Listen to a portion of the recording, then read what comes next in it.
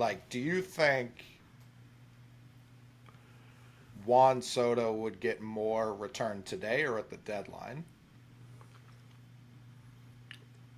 Why are we why are we starting off the show with toxicity? Is where I want to start.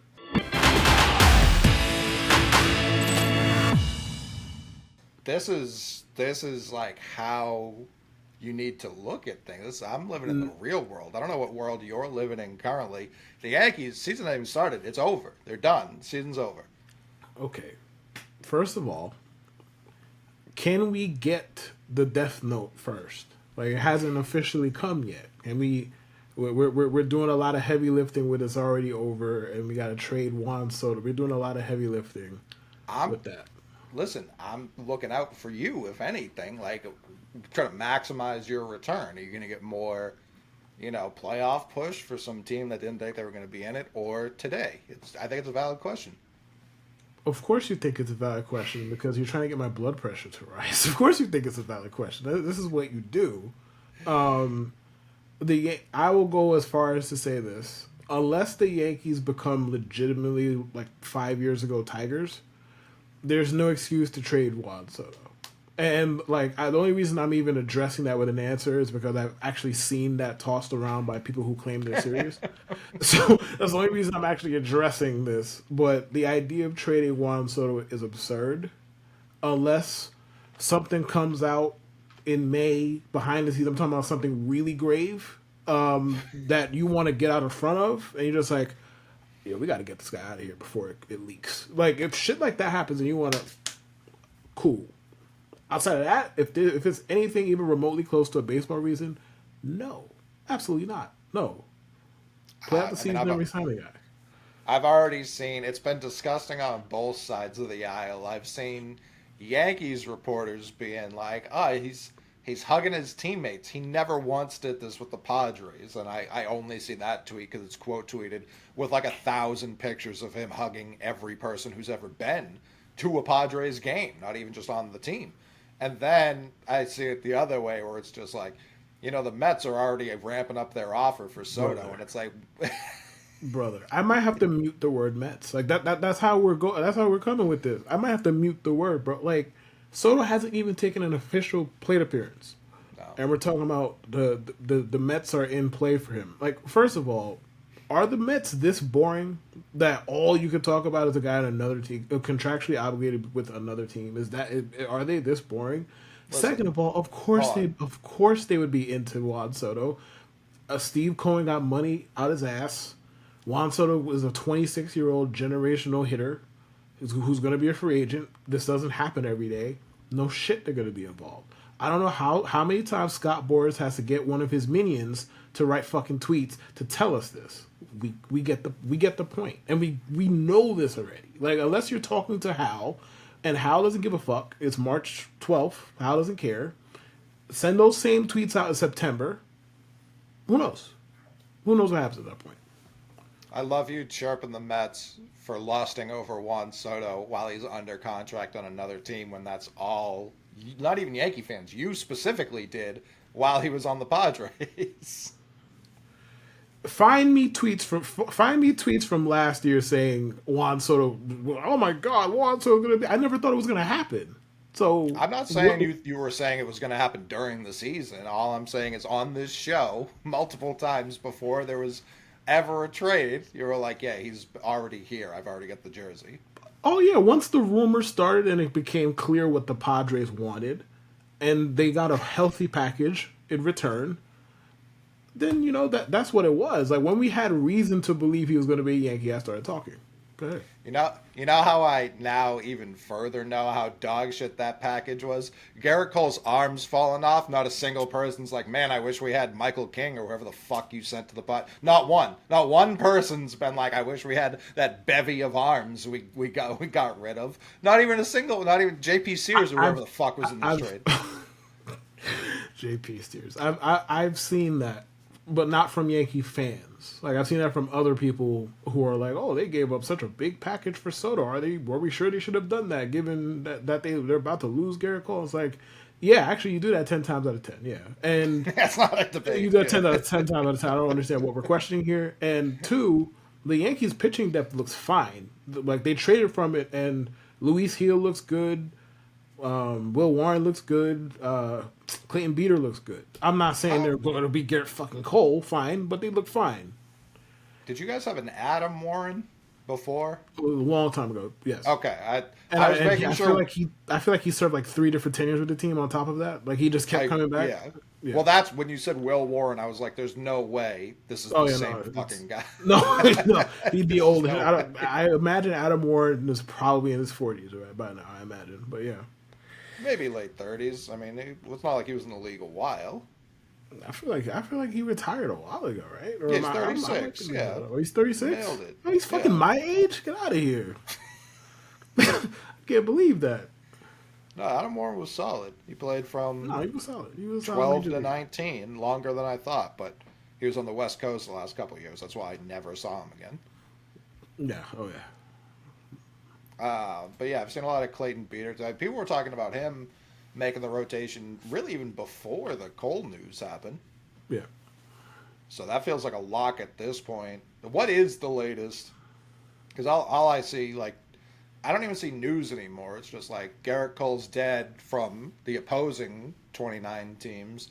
And then Yankee fans being like, fucking Aaron Boone's such an asshole. Like, I don't know why it's his fault. I haven't read into it, but I assume they're correct in blaming him.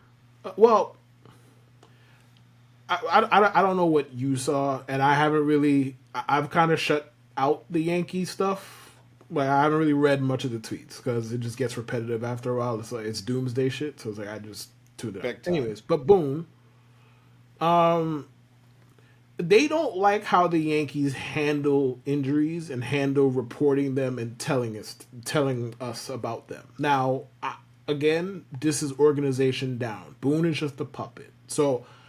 I guess they're mad because he's the face in front of the microphone. I guess that's why they're mad at him, but this goes back years, and this is part of the reason why people trying to guess what's happening. Stop wasting your fucking... stop wasting your time. Stop wasting your energy trying to guess what's wrong. Gerrit Cole could come out tomorrow with anything, and I wouldn't be surprised. It could be a torn UCL. It could be a cold. It could be he's flying. It could be a torn ACL. It could be fucking anything. I was just like, all right. Because the Yankees be lying. And there's not a lot of benefit to telling the truth here either. I'm not trying to say they should be forthright. That sounds better in theory than it is. But they do this like with Judge a few years ago with the wrist. They just kept kicking the can down the fucking road with that shit until they were just like, yeah, he has a broken wrist. Like, yeah, you could have told us this like 6 weeks ago. You could have. Now, one could say they do this for a variety of different reasons. One can say it's about tickets. Because if you tell somebody, hey man, Aaron Judge got a broken wrist 7 weeks before, you might sell less tickets. That might be a thing. But either way, I think Boone, and also a lot of Yankee fans like to drag Boone into shit that has nothing to do with him anyway. So there's also that. Well, he's a human dunce cap, so it's an easy target, and one I usually take aim at myself. So I don't think it's unfair. I'm going to side with the Yankee fans who are blaming him. I'm sure he probably took a sledgehammer to Cole's arm from the sounds of it. I mean, shit. Again with the Yankees and how they operate, you could tell me Cole's arm is detached from his body, and I'd be like, okay, that doesn't surprise me either. Anything can happen. When did it flare up, or what? Like, has this been a problem all spring? Was it a sudden thing? I feel like this probably, I don't know about all spring, but I feel like this ain't new either. So I don't know if it happened and then he reported it, or it happened and then he's like, okay, let's see how this feels in a week, 2 weeks, and then if it's still doing this report, I don't know when it flared up. All I know is he's a 33-year-old pitcher with 1,000 career major league innings. Sure. I mean, this stuff happens for one, and for two, I'm not going to sit here and dwell on it and be like, oh my God, he's dead. I'm not going to do that either, but it's not like I'm running around with glee. At minimum, he's going to miss a month. One would think, at minimum, he's going to miss. We will see Gerrit Cole in May at minimum, and there could be worse. If he has a torn UCL, either he pitches through it, which good luck. That usually doesn't go well. Or he's done. And if he's done, a torn UCL, regardless of how it comes or whatever time he ends up missing, is a franchise changer. Because you're talking about a 33-year-old with a torn UCL who has 5 years left on his deal, whatever it is. Right. So it's tough. It's tough regardless. Now, however the Cole news came out today, immediately on the heels of that was Bob Nightingale saying the Yankees have re-engaged the Chicago White Sox on a Dylan Cease trade, which made people freak out more. Like Cole's actually retired; he's never going to play baseball again. But it doesn't seem like the Yankees changed their offer from whatever it was previous.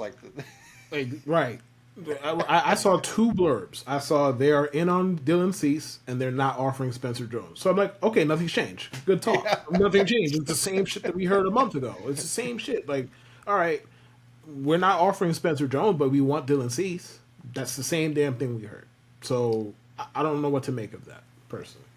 Well, there were other reports I saw coming out of local Chicago guys that someone had called up Chicago, put a top 100 prospect on the table, and it wasn't the Yankees, which is either the Orioles, because they have 90 of the 100 top 100 prospects. Oh. Part of me, and I have no intel on this, but Cedar Rafaela has like a 950 OPS this spring. It wouldn't shock me if the Red Sox were like, what about now? He can hit, if they were just trying to get rid of him and try and pull the wool over their eyes type move. Like, look, we told you this guy was nice. You wanted to see it for himself. He's been tearing the cover off the ball all spring. And rightfully, the White Sox should be like, we don't believe this tiny sample size at all. But how ambiguous it was when they said top 100 prospect. Rafael's in that top 100. That makes me think the Red Sox are still trying to move him, even with Rob Refsnyder's toe cracked. His injury was so bizarre. He's just hurt. He hurt is all I should say. He's hurt.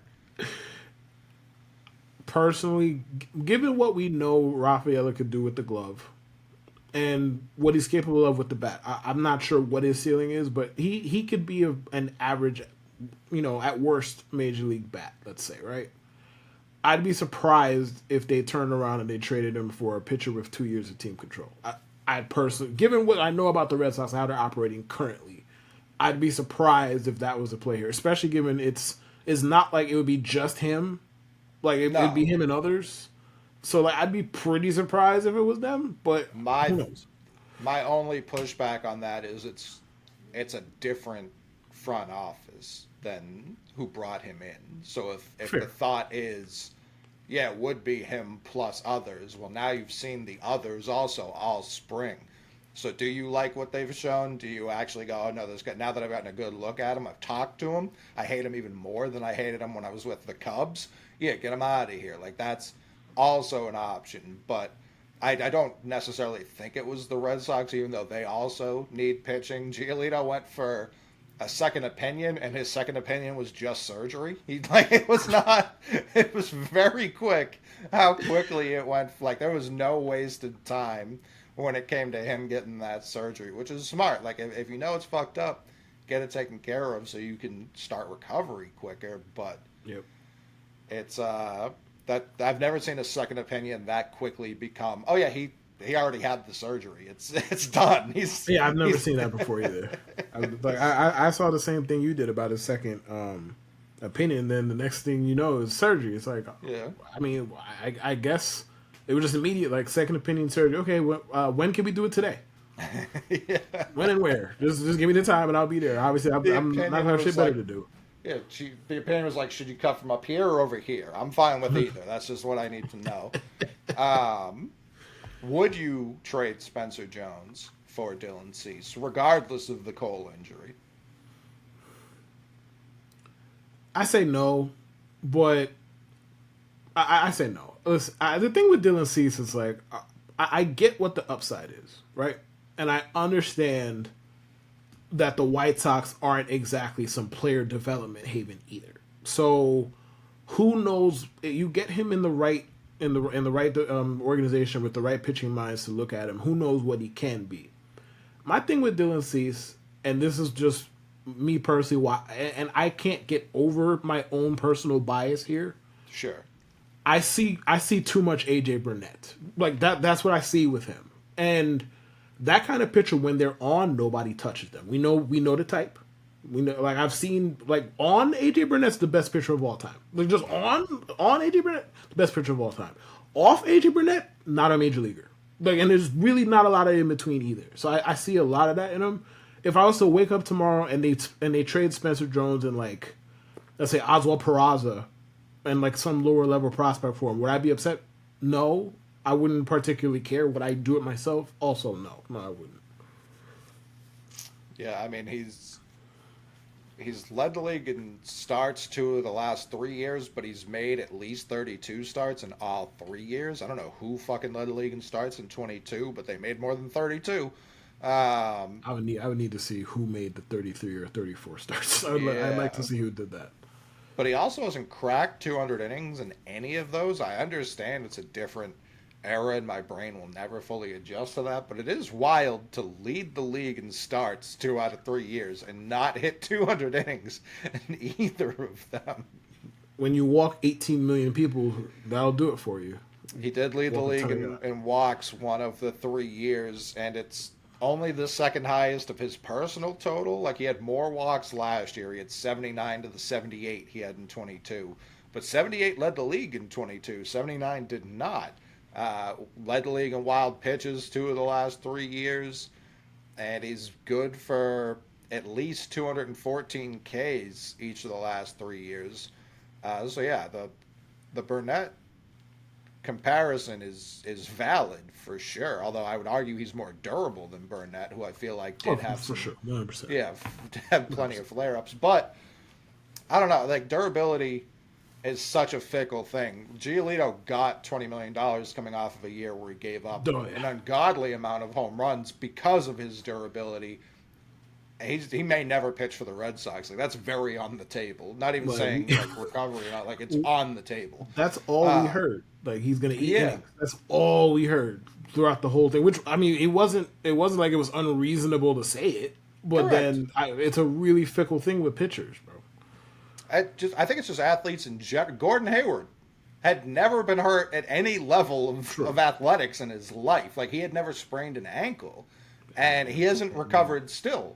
Like, you know what I mean? Like, it's one of those things. I know the Patriots are gearing up to trade for Mike Williams once Calvin Ridley stops fucking around and just signs with the Jags, and I know why that's happening. But once that happens tomorrow, the Patriots are going to turn around and trade for Mike Williams.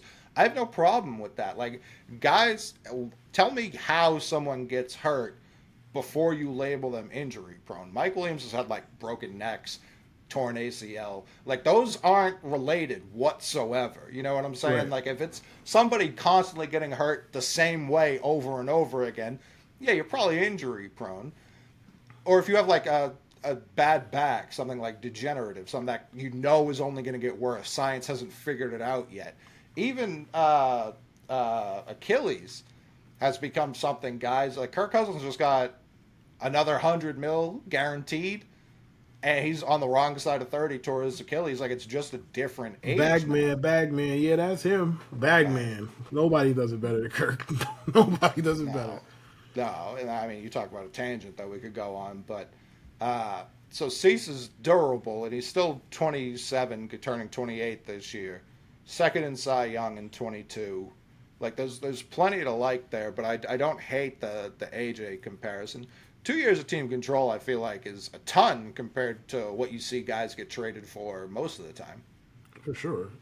If the White Sox are smart, they trade him between now and the deadline, which means his contract is going to expire. He's still going to be a White Sox somehow, because this is just what they do. They're not very bright, but no. Yeah, man. If I see the case for both sides, but if the worst case scenario happens and Gerrit Cole's just done, I mean, you could just sign one of the 2 free agent starting pitchers. They're right there. You have to give them no prospects. No one can sign them. It's illegal to sign either of them. I don't like. You look at how the NFL free agency hasn't even really started for the NFL yet, and it's been electric. Technically, technically. by the time people hear this, it still isn't official, which is insane. In baseball, it's like two of. If you read any offseason preview list in October, these are two objective top 10 guys on any list you would have read. Even on like fuckgeorgemontgomery.com, they would have had him as a top 10 guy available this offseason. And like Blake Snell posted eyeball emojis on his story the other day. Like, that was 2 days ago, so it couldn't have been anything too enticing. And Jordan Montgomery, yeah, he's. I don't know. I feel like if anyone were going to sign with the Yankees now, I'd probably lean Montgomery. But I don't know how Snell ends, especially if the Yankees go to Montgomery. Like, who else is left? Oh, you know who's left. I don't. Big Anaheim. That's the only place to go, man. That is the only place that they got the money. They're gonna spend it. I don't know who they're bidding against. That's a curious case. I have no fucking idea who they're bidding against. But has it stopped them before? I mean, they weren't really. And I'm not here to revise history on Anthony Rendon. Anthony Rendon was dope in Washington. Okay, like I know we have our grievances with him now because he doesn't give a fuck about his job, which, I mean, a lot of us don't, but that's neither here nor there. But like at the time, they I forget what they paid. I think it was 7 for 217. I didn't hear about nobody else anywhere close to that. So like Anaheim will bid against themselves if they've proven nothing fucking else. So I think he's going to end up there, and I think this whole process, personally, it might be one of two things. Blake Snell doesn't want to play in Anaheim, and he's begging somebody else to get close, or for Anaheim to pay enough to make it worth his time. Or maybe Blake Snell just doesn't fuck with training camp. I mean, spring training, whatever. Maybe this is just his way of just, you know how like NFL vets would sign in like fucking the middle of August, like, all right, man, I don't need to do this practice stuff. Practice for what? Blake Snell, maybe he's on that kind of time. He just wants to play Fortnite and go throw it. I think what I'd read, and I didn't confirm this, but like Scott Boras has like a spring training facility for his prospects. Oh, probably. I mean, yeah, I never confirmed that, but that would make a ton of sense given that it's fucking March 12th and he has two major ones not signed. So it would make sense. Like, all right, okay, you can't train there, you could train here. That makes sense. Even with that, though, like it's different just throwing some off-site location. Oh, for sure. With the team, like whatever team he goes to, they're going to have some, not necessarily program, but they're going to want to assimilate him into the rotation some way. Yep. It's a terrible look for baseball that even one of these guys, like when Harper signed with the Phillies years ago, that was too late. You know what I mean? And this is even more absurd. This is, I don't know. I don't know what the fix is. It's obviously some level, especially with Snell. I get some teams being like, we're not giving away a pick. He got the qualifying offer. With Montgomery, it's just, I don't understand. People just don't buy that he's above average. I'm not saying he's an ace by any stretch. He would be on the Red Sox, but I don't get the lack of anyone no one wants him. That's insane to me. As we've said on this show before, like I think the problem is multi-leveled. Biggest part of the problem is a lot of these teams don't want to compete. They don't give a fuck about competing. Because I don't know what Jordan Montgomery is asking for. I don't have an exact figure. I have no idea. I imagine if he was getting something reasonable for somebody that good who came off that run, I imagine he would have been signed. Obviously, it's easy for me to talk. Scott Boras is his agent. Okay? It's easy for me to talk. Understood. But a lot of these teams don't want to compete. And I mean, when you look at the offseason the Dodgers had, and like you look at the Yankees' current payroll, you look at the Mets' current situation, you look at all the I'm in the market high price teams, and you look at where they are now, it's not a surprise necessarily that Blake Snell and Jordan Montgomery ended up here because a lot of the big money teams have already spent. So the Reds are not out here trying to throw $150 million at anybody, really. They're not. The Pirates damn sure are not. The Marlins damn sure are not on down the list. Like a lot of these teams just either don't want to compete or don't want to spend, or both. I do wonder about Baltimore doesn't have new money yet. It's coming, obviously. I know that deals of that magnitude take a while to be official, and there's typically some like time period where both partners own, like what's going on with the Timberwolves right now. Like the old guy still owns it, the new people kind of own it. Like it's always weird handoff. But Baltimore is still sitting here, even more so with Snell. Both these guys have pitched in the AL East, but Baltimore of all teams, you could add this guy. It's exactly what I'd said about Bayo earlier this year. If you want to alleviate some sort of stress off of Grayson Rodriguez, Means is a free agent after this year, and he's still coming back from injury. I know he pitched at the end of last year, but it's always different coming into a new season. Right. Adding either of these guys to that rotation, I know they went out and got Burns, and they're probably going to re-sign him at the end of the year, but why even risk him leaving? Like, maybe he just hates the place. Like, no, it has nothing to do with the team, has nothing to do with anything. He just doesn't like it there. That's right. A possibility. We've seen it before. If they could just add Snell, especially with how loaded their system is, if they're contemplating trading for Cease, which we don't know if they are, but if that's something they're thinking about, why wouldn't you just sign somebody and be like, we don't give a fuck about the pick? Because they got to be still well below. It's not going to be like a first round pick, you know what I mean? It's going to be a fourth. I mean, the Orioles signing one of them just makes far too much fucking sense, so it's just not going to happen. Sure. It makes too much, like, they don't have any high priced guys on their team.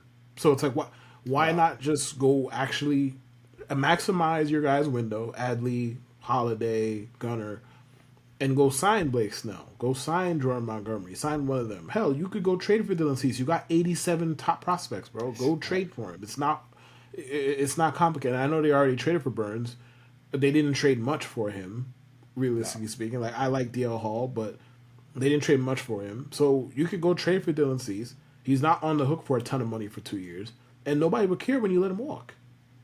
Because it's like, oh, you went for it in the moment. Nobody would give a fuck if you let him walk. Right, that's the thing with the Orioles. It's still sitting right there, and I'm sure, like, you could make a perfectly sane argument that they have a great chance, as is, to win the World Series this year. Why not just better that chance, even if it's by 5%? Right, and like the cheap way to go about this, or the cheaper way to go about this is to go get Dylan Cease, since obviously like that'll cost you prospects, and you pay less money. I mean, you have both a cheap and a not cheap option here. You could do either one and be better off than you were. Maybe they just don't like Dylan Cease. That's also fucking possible. Yeah, for sure. But it's like three. Snell and Montgomery are right there. So right, all three of them are so wildly different. No matter what your argument is, it's like, all right, well, what about that guy? Like, one of these guys has to fit into what you're looking for. And I'm not even harping on the Orioles. It's just like they should still be looking. Like, they're the most obvious candidate, year. though. Like, they're the most obvious candidate for one of them. Yeah, I mean, I still will never rule out the Phillies doing something. Obviously, they gave Wheeler his extension. They re-signed Nola. It's not like they haven't spent money, but it wasn't necessarily new money. It was money on guys that were on the team last year. So it's new money, obviously, but it's not any new toys, which is not typically how Dombrowski rolls.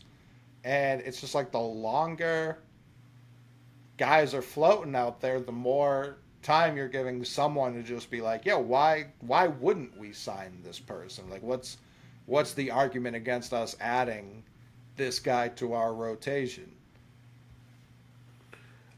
Ultimately, listen, man, I don't know, and I'm not trying to make this solely a Blake Snell or Jordan Montgomery issue, because obviously we do have issues in baseball all around. And as far as the free agency goes, as far as teams' competitiveness, this, that, and the third. Assuming Blake Snell has reasonable contract options, which I think is fair to assume because it's March 12th. I'm assuming he does. I don't know what point they are trying to prove at this point. Like, unless they're just like, hey, we'll take this into the regular season. We don't care. And I don't think that's best for anybody involved. The player, the team, whoever. Even the agent. It's not best for anybody here. No. No. I'm trying to see. They're still available. JD Martinez is still available. Is Lorenzo? Yeah, Lorenzen's still available. Like, I understand, like, Michael Lorenzen is not in the category of everyone else we've talked about. He's better than a lot of people in rotations right now. Yeah, and he wouldn't cost you. He would cost you what, like maybe 2 for 18 or something like that. Yeah, you could probably give him 1 year at this point of the off season. Yeah, you probably get it for Uh, one. yeah, like 1+1, something along those lines. Very strange. But the Gerrit Cole's not the only Yankee injured at the moment. What's going on with Aaron Judge's abs? I don't fucking know. Ask the Yankees. I have no idea what's going on with that man's abs or his biceps or his forearms. I don't know what's going on. It could be anything. I think he had said like he's mid spring beat up. I was like, I don't know what that means or entails. I have no fucking idea. So I don't know how to feel about this. That's typically how I take what I take out of every Yankee report about injury. Because it would be like the Yankees treat injuries, and I say this because they did this with Judge, they did this with others. They kind of treat it like imagine a family member of yours or just somebody you know who's like, all right, they're just trudging along. You don't know nothing's wrong with them, right? But they know the whole time they have cancer, and then they just take it right up until they go to a doctor. Doctor's like, hey man, sorry man, you got a week left to live. And then that's when he breaks it to his whole family, like, yo, I have cancer. That's how the Yankees operate. Like, yeah, Aaron Judge has a broken wrist. Yes, we've been telling you otherwise for 9 weeks, but yes, he has a broken wrist. As Cat Williams said, I don't know why liars lie. The Yankees like to do that. I don't know why liars lie, bro. I have no idea. As far as what's wrong with Judge, I can't imagine. Again, the way they made it sound is minor. Like, they didn't really go into details with it at all, unlike the Cole thing where he has to have an MRI, he has to have this, he has to have that. With Judge, it was like, hey man, he'll be all right, which could mean anything. Again, he could show up, and he could show up, and his arms could be fucking detached from his body for all we know. It can mean anything. I'm not really concerned about that until we get reason to be concerned with it. Unlike Cole, where it's like we could get news that hey man, his whole shit torn. He gotta go. I mean, he ain't pitching this year.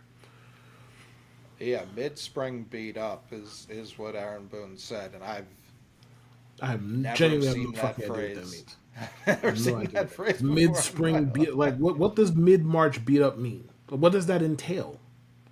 I understand like midsummer, long season. Exactly. Mid-March Yeah. is Yes. Midsummer is what normal teams say and what normal people say. Midsummer, like yeah, I'm beat up. It's midsummer. It's a long season. Not it's a long spring training and he's mid-spring beat up. What the? Can you just say he's dinged up like a normal person? Like just say he's dinged up. It's not hard to say, hey man, he's dinged up. He got some nicks. He'll be all right. Yeah, he tweaked something. He's got a He contusion. tweaked something, bro. We don't have no reason to push him. It's fucking spring training. And boom. Yeah, even that would be way better. But no, mid-spring beat up. Mid-spring beat up. Like what did we gain from saying that? And I mean, look, as somebody who I don't take anything the Yankees say seriously about injuries because there's no reason to anymore, and I don't take anything Aaron Boone says seriously at all because again, there's no reason to. I get a kick out of watching people go get up in arms about the shit Aaron Boone says because it's like, bro, he's been the manager for what, 6 years? About to be 6 years. At least. Aaron 18 Boone was his first year? Yeah, I think so. Okay. Yes, it was. Yeah. So 6 years. Bro, Aaron Boone is going to be relentlessly optimistic in the pressers. That's what Aaron Boone does. That's who he is. And you have people like, we lost 5-1. Why are you talking about DJ's right around the corner when he's 4 for his last 32? Because that's what Aaron Boone does. Why are you watching him speak is the better question. You know Very he's going to feed you. happy-go-lucky motherfucker. Right. You know the Yankees just lost 6-1. Rodon just got clapped. He left the game in the second inning. You know you're not going to want to hear what Aaron Boone got to say, so why watch? Why? At least with the injuries, it's like, all right, you're waiting for some news. I get that part at least. Fine, you're waiting for some news. I don't know why you're relying on the Yankees to give it to you. I feel like Jeff Passan is probably a better source at this point. Like, he would probably have that shit before the Yankees give it to us. So Definitely. why we're waiting for the Yankees to report anything is beyond me. I'll just believe it when it's official and somebody reports, hey, Gerrit Cole's out for 3 weeks or Gerrit Cole's out for the year. Gerrit Cole has to retire. Whatever the fucking report is, I'll believe it when it's here and it's final as opposed to speculating. It's wild. It's genuinely wild. I And don't those like it those though. news stories happen back to back, which is always. I mean, the spring, it's for baseball. It's not unlike like training camp for football. Like you're going to get injuries before the season ever starts, and we know that about football. But it seems like we forget about it every year with baseball. Like it's like, oh, spring training. Yeah, of course we had a great offseason. We signed all these guys. And then like Reese Hoskins tears his ACL covering first, and it's just like, what? What do you mean? Like, what are you talking about? And that's every year with spring training baseball. It's a very, I don't want to say under talked about because I don't know why people would be talking about it a lot, but it is something we emphasize with football heading into football season that we just kind of gloss over when it comes to baseball. And every year there is some franchise altering injury to somebody. Not necessarily every team. Like we know every team's going to experience a major loss in football. Right. But there are always a handful. And back to back days, it felt like, I don't know if that's completely accurate, but back to back days. I mean, yeah, it all happened this week, and the days blend together. So it might have Yeah, been the no. same damn day for all we fucking know. Yeah. It might have been. Like, it very much felt like I saw those tweets back to back, and I was just like, what? Did I misread the first one and it meant to be about this guy? No, no, two different things. Um, Also, speaking of potentially franchise alter is probably strong, but injury suspension related stuff. Thank you, Noel V. Marte, for getting suspended right after the episode releases where I picked you to win Rookie of the Year. I appreciate that. I appreciate that so much. The timing on that one was fucking amazing. It was amazing. I walk in the house, I get a call like, "Hey man, did you see what happened to your boy?" I'm like, "Who? That could be anybody." Noel V. I'm like, "Oh God, what happened?" He got suspended. Like, you just couldn't do this 2 days before, like Major League Baseball. Y'all have had that information. Y'all been sitting on that for a while. You couldn't just do that 2 days before we recorded. I don't. Why y'all do me like that, man? Now I'm a jinx, even though technically we knew about that shit beforehand. I didn't care for it. Not happy. I'm shocked it still happens. Like they know how stringent the testing is. Why does this still happen? It's mind-boggling. And like if you're good enough, they'll just juice the baseballs for you. So there's no need to even do it.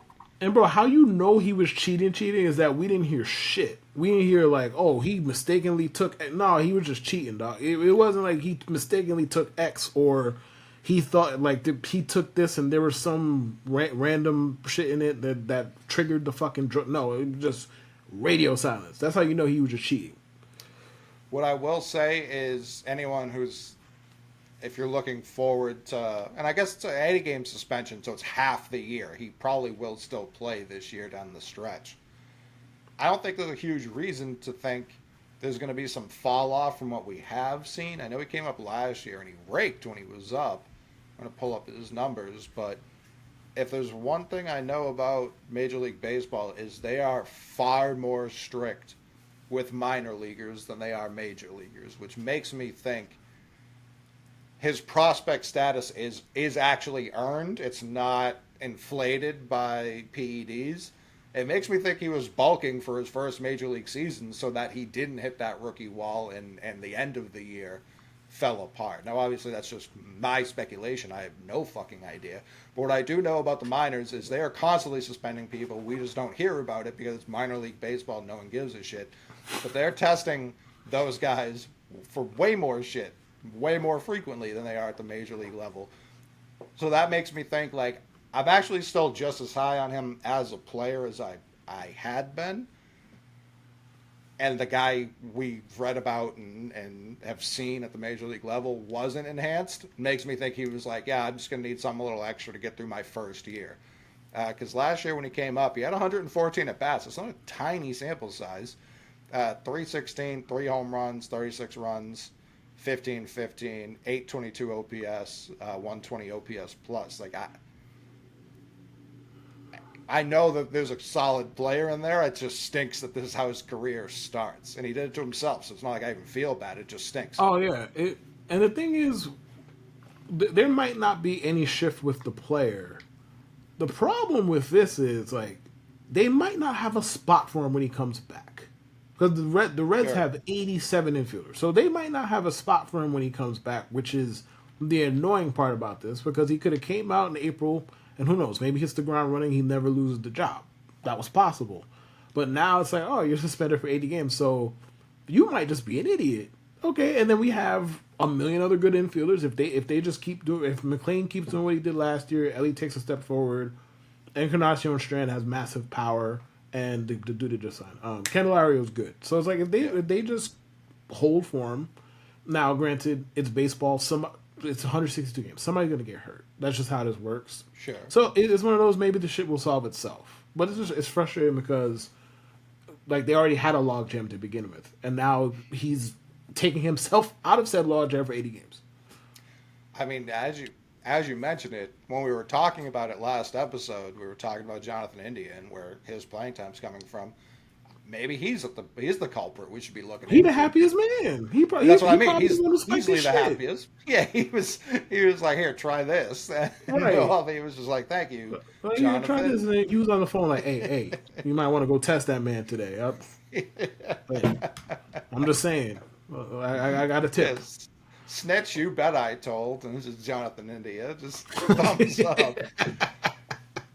It's wild. I mean, they're before the Red Sox because I people would be disgusted to know how if I'm quiet, like in just my house, I'm building a roster. There are three rosters I'm constantly building. It's the Red Sox, the Patriots, and the Celtics. Celtics don't need a ton of fucking work at the moment, so I've had a lot of time to focus on the other two. Uh, and before the Chris Sale for Von Grisham trade, I was like, looking at the Reds, the Red Sox have been connected to Jonathan India for like 3 years now. And I was like, what if we overpay for Marte? Like, obviously, they still need like Tanner Houck plus like a higher level prospect. And that probably would have got turned away because Marte himself is a high level prospect. But with the logjam, I was thinking along those lines like, hey, that could be like quite a heist if they were able to pull it off. They went to Atlanta. Similar parallel thinking by the actual front office, getting Vaughn, although a much lower rated prospect nevertheless. But yeah, it's almost good that it happened to him at this stage of his career because if he just comes out and he's a good major leaguer, no one will ever bring this up again. That's true. That is Like 100% true. Tatis's problem was he was already a superstar. That was his problem. Yes, and it wasn't a great year for him. Let's put it that way. Between that and the 28 motorcycle accidents, it wasn't a great year for judgment for No. Fernando Tatis Jr. It wasn't. But yeah, the Marte news sucked. It's still shocking. I feel like growing up, we constantly saw people getting dinged for steroids, and now it's like you get one, maybe two a year, and it's just you're like, what an idiot! Like what? And right, and it makes you look at them crazy. Like, how stupid are you? Yeah, like it's back in the day. I still don't care, but how I feel about it's definitely different because I used to go, oh, who cares? Now I go, you have to be a certain type of stupid Yes, to get suspended now. right, and again, we didn't get an excuse, which on one end I kind of respect. On one end it's like, all right, I'm gonna just take my rap. You know, on the other end it's just like, oh, so you did this and you knew you were doing it, you fucking moron. You know what I mean? I'd almost rather you make the fucking excuse. At least we could say, hey man, maybe it's true, maybe it's not. I'm not apt to believe those kind of people in that type of situation, but No. at least they said, hey man, there was something in it, or whatever. Like nothing, no noise, no nothing. You just knew you was doing it, and you were just like, all right, yeah, cool. Like what? I also do wonder if market size comes into play. It's a rookie on the Reds. Like how much attention was that going to garner nationally? to where you even need to put out an excuse. Whereas again, Tatis Fair, was like fair, coming off the cover of fair, MLB The Show like the same fair, year. It was like, yeah, no, we're fair. gonna need That's true. some sort of statement. And then his mom was like, "Don't worry, I got it. I got it from here, everyone." What was the excuse again? I forget. It was from Oh like a yeah, haircut. right? Yeah, it was from. She like took a picture of his head as she smacked him, and then took a picture and was like, "See, that's why he needed it." Ringworm is the funniest excuse for PEDs of all time. That is absolutely the funniest. Terrible, just absolutely That is like so they didn't fucking even funny. talk it out ahead of time. It was just the first idea is what we're going with. Anyone, bang, we're off. We're off to the any races. any objections? I'm gonna go with ringworm. Any objections here? And no objections to be found. And nobody wants to stop this. Nobody thinks this is a bad idea. No, nobody did. The only thing I really got with the Red Sox, like I said, Rafael has been tearing the cover off the ball. Quiet as it's kept. I know Trevor Story's in the mid 900s with his OPS in the spring too. Hit a bomb today. I believe he was a triple shy of the cycle today. He's swinging it, and I hope it continues because I've seen him do it for 2 week stretches before. It's the whole sustain thing that's been an issue since he's got here. Right now, he's penciled in the number 3 spot in the lineup. Feels like a mistake. If you're trying to win games, Okay, so it's not a mistake then. I mean, it's not yeah, trying to win games, so it's not a mistake. I don't then. think it is. Yeah, I don't think it is. So he's your number 3 hitter. He definitely has the power to do it. It's just the consistency I have a known problem with. So I'm rooting for him. I hope he has a hell of a year. Von Grissom, he's out. He's hurt. He's nothing long term, but he's not going to be, looks like, active for opening day. Love that. And I said Ref Snyder got hurt. There was someone else. Fuck.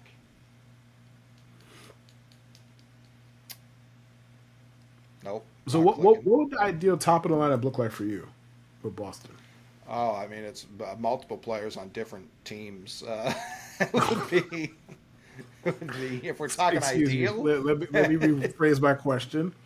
People currently on the Red Sox. Excuse me. What is your ideal lineup with people? Ideal top of the lineup with people currently. I mean, you and I see the very top of the lineup similarly, and this isn't my take. There is a contingent of Red Sox fans who also believe this. I would love to see Casas leading off. I know it looks funny. Amen. How large he is. You know he's going to get on base. Like, you know he's going to get on Amen. base. That's the point. Yep. Amen. That's the whole point of the game, right? Get on base and score. Yep. Exactly. So, and I also don't give a fuck about lefty righty. So I'm going Devers 2, no problem. 3 hole. That's Yoshida. exactly how I don't care about 3 through 4, 3 through 9, whatever. 1 and 2 is those two dudes. Like, they don't have. I mean, I guess Casas does have platoon stuff now. I guess We'll see. I don't really give a fuck, man. Like, that's, No. I don't care. And his OBP against lefties last year still was like 360.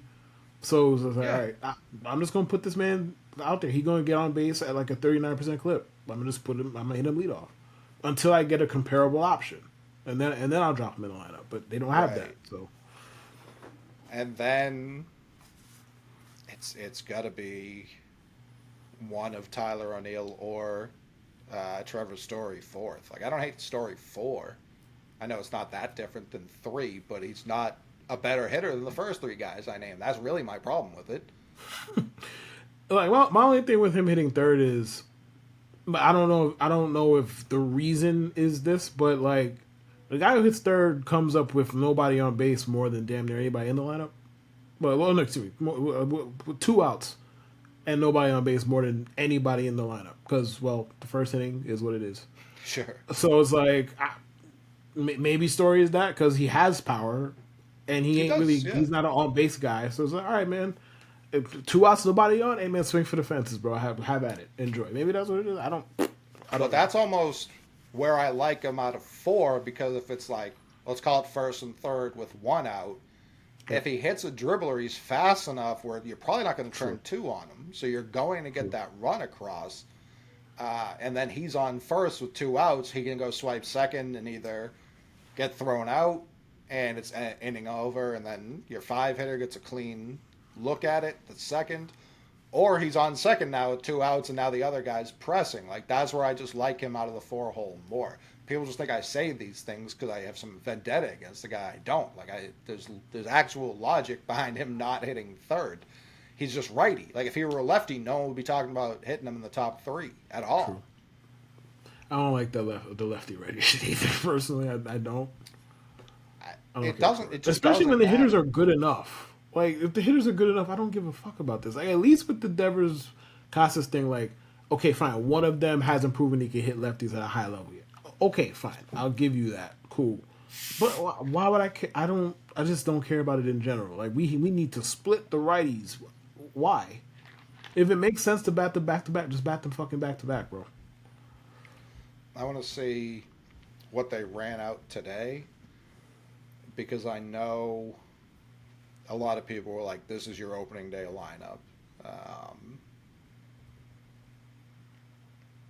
Fuck is it?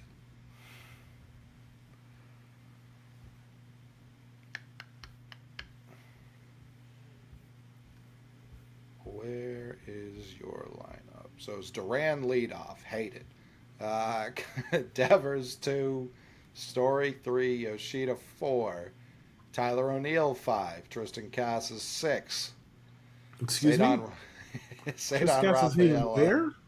6th. Who the fuck was hitting 1 and 2? Duran and Devers. All right, that's a choice. I guess. I mean, Duran is like the if you were to build, if you were going to go back to 2002 and build right. I was about to say that, right. typical leadoff guy, you would build like a less jacked version of Jarren Duran. Like, I get that part of it. I mean, you can still just back Casas second, but he's coming off his best season, and every time I look at it, he's played less games in that season, but he played 102 games last year, and he finished with a 121 OPS plus. And I know a lot of that was from a very hot start, and then he was okay. It's never like he fell off the face of the earth like he had his previous 2 seasons when he got called up, would have a hot stretch, and then like forget how to run the bases and get doubled off second, something like that, and then spiral. He definitely got much better at not letting bad games stack on top of each other. So I do think he's a solid major league player. He obviously has speed, but that's where it's like, if it's him and Story back to back, 4, 5, 5, 6, something like that.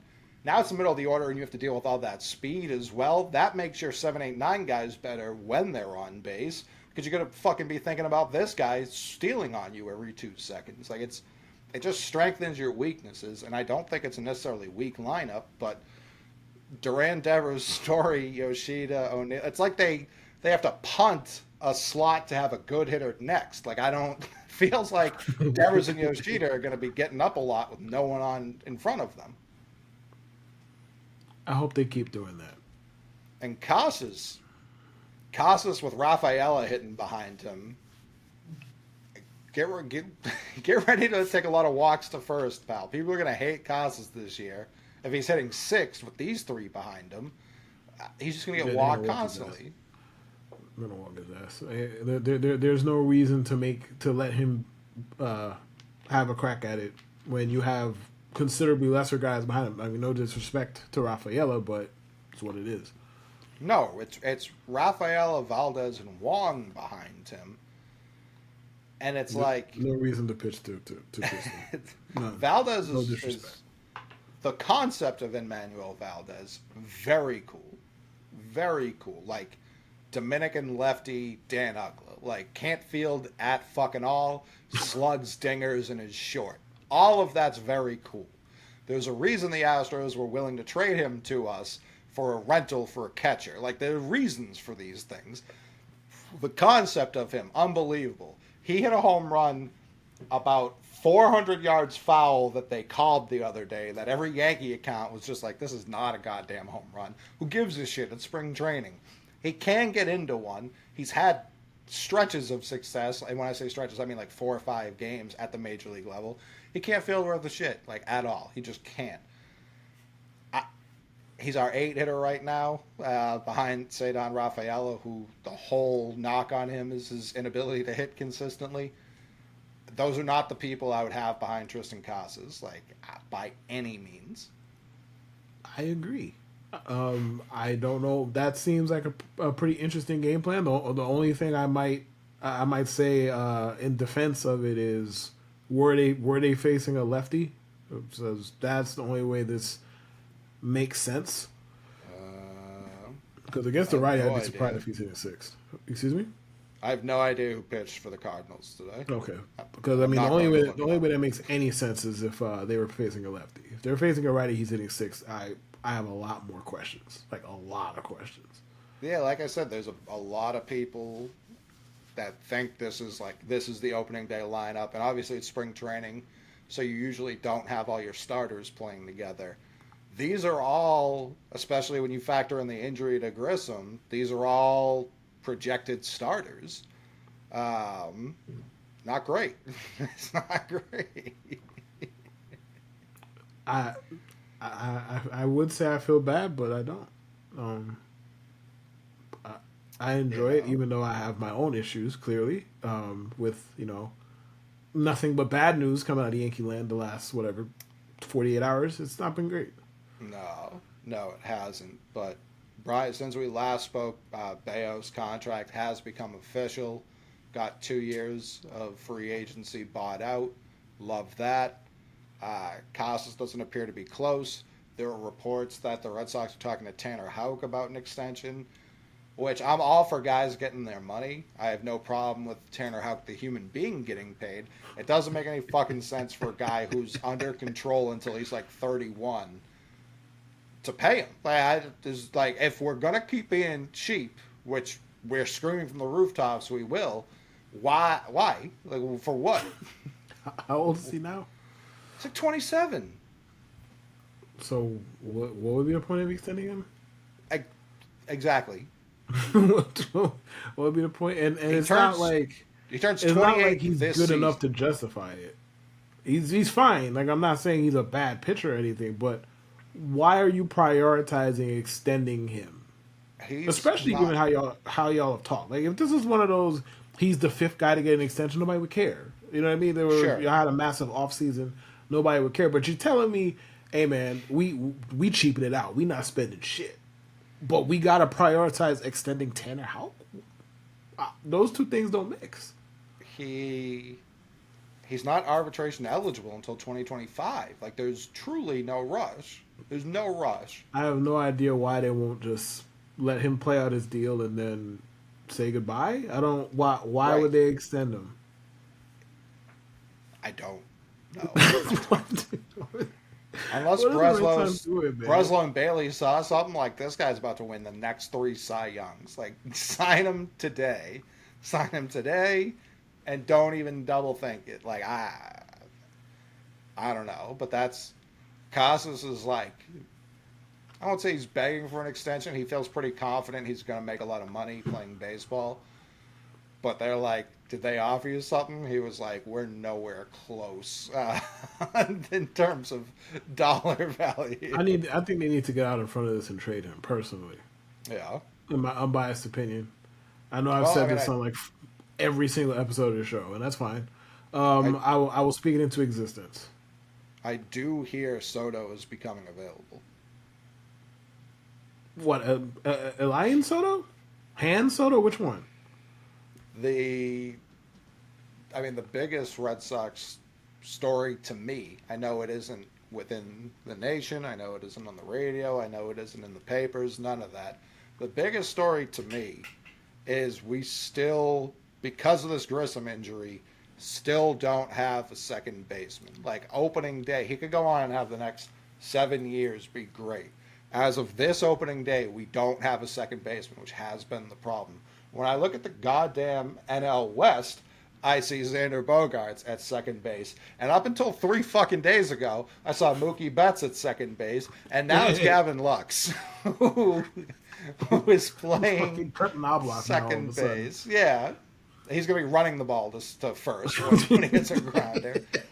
But regardless, the NL West best second baseman and best shortstop were guys you had on this team. You won a World Series with them together, playing neither of the positions they're playing now. I don't know if Mookie's going to be like a Gold Glover at short. Some of the quotes that have come out of his mouth are just like, "I believe I can do it." Like, that's an insane thing to say. Like, it feels like you want us to believe it. I've never for a second thought he couldn't. He wanted to play first. I think he'd do that well, despite being 5'4". Bro, Like, there isn't a single thing you could tell me Mookie can't do on a baseball field. I'd be like, yeah, I right, agree. Like, I agree right. 100%. He can't do that. Like, I'm not going to be the one to tell Mookie he can't do something. No, I believed him in him 100% until the quotes came out where it was just like, who are you trying to convince here? Like I think everyone agreed. He played what, like 50 games there or 25 games there last year? Mookie's just he's the do everything well guy. Like Mookie picks it up, he does it well. That's just how Mookie gets down. I'd be surprised if he won Gold Glove, but sure. Actually, I shouldn't be surprised. It's a popularity contest anyway. After all, but Most of the time. yeah, He played but 16 games. I wouldn't be surprised if he played great. I wouldn't be surprised if he played great, a legit great shortstop, regardless of who wins the Gold Glove or not. Yeah, I mean, I don't remember any horrific fielding errors last year while he played those 16 games at short. I feel like those would have been highlighted pretty immediately, and they just weren't. So yeah, I have a feeling he's going to be tremendous there, and I think Xander is going to have an unbelievable year offensively at second. And the Red Sox could certainly use one of them right now, right? I would argue both. Like we talked about that lineup a few seconds ago. Imagine if you put both of those righties in there. Yeah, it's so much better. Yeah, you could have just done something like Betts, Casas, Bogarts, Devers. Since we care about righty lefty so much, you could have done that and been done with Listen, it. I would even swap Devers and Casas, and then you Sure. put Story sixth where he fucking belongs, and that's where I would have. You would never. I would be the biggest Trevor Story fan on the planet if that were the All right. lineup. All I would right. have. All There would be right. nothing for me to negative to say. All Nothing. right. There would be literally no negative things we're, for me to say. we're putting some hot sauce on it. Biggest fan. All right. Let's. The year him and Xander played together, I was all in on story time. All in. And then they let Xander walk, and I was like, well, I fucking hate this guy now. And and nothing is going to change the fact that they let him walk because Trevor Story exists. Right, they didn't have to do that. Exactly. Has always been my point. So your vendetta is always going to remain, unless Sure, he does something no doubt. insane. Right, right. So I'm glad you yeah, admit it. listen, Right. if Exactly. he wins MVP this year, that would be like they've made movies out of less. Like Rudy wasn't as inspiring a story as that. I mean, Linsanity made more sense to me than if Trevor Story won MVP this year. I can't sit here and argue that. What's the Trevor what's Story the winning, Trevor Story finishing top 10 in MVP would be a fucking upset, let alone winning the shit. No, I could see if the Red Sox are a wild card team, let's say, and he just has a healthy prime Colorado year. I could see him being like 8, 9, 10, somewhere in that range, which he's done exactly once, so it's not that Right. like Right. it really But I mean, hasn't the Rockies happened, stunk all those years, to be fair to him. also So, yeah. that, but he finished 11th and 12th, and one of those years was 2020, so that doesn't count. So he's finished 12th and 8th, and that was all of those were prior to 2020. So yeah, it'd be pretty fucking insane for him to compete for MVP, let alone win it. But it's not like I'm not rooting for it. It just doesn't seem like if you played this season 100 times, it feels like one of those things that would happen 0 times. And there's a lot of people I would say that about. I just want to know what old Trev has to do to get you off his back. It's not I his just fault. told you. Win MVP? Yeah. Or no, top 10. I'd be thrilled with top 10. And winning MVP is insane. Top 10, I would have nothing negative to say because I know the defense is going to be elite.